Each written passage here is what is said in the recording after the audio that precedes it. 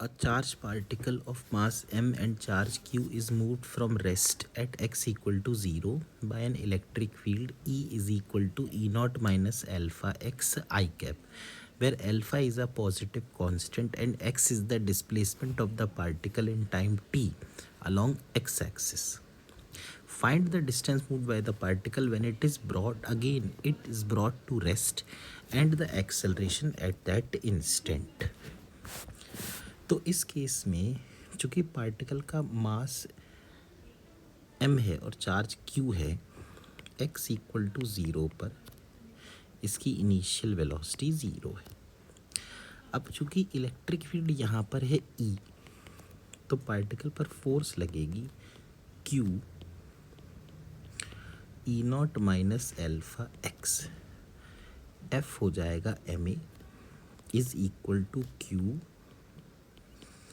E naught minus alpha x, तो A हो जाएगा Q upon M E naught minus alpha x। अब इस A को हम लिख सकते हैं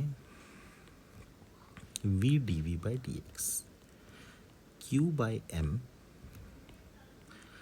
E naught minus alpha x, तो V dV हो गया Q अपॉन M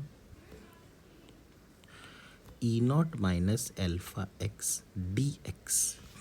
अब हम दोनों तरफ कर देते हैं इंटीग्रेशन।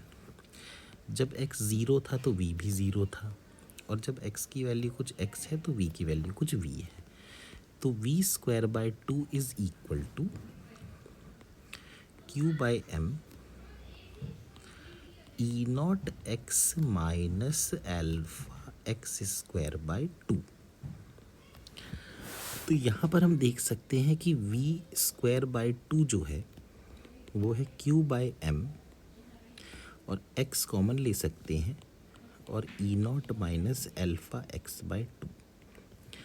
तो अगर हम v को ज़ीरो रखें तो एक वैल्यू तो x की ज़ीरो आएगी और एक आएगी E naught minus alpha x by 2 is equal to 0। तो x आ जाएगा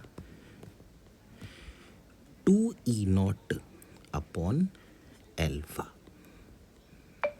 तो x की वैल्यू जब 2E नॉट अपॉन एल्फा होगी तो दोबारा से वेलोसिटी 0 हो जाएगी।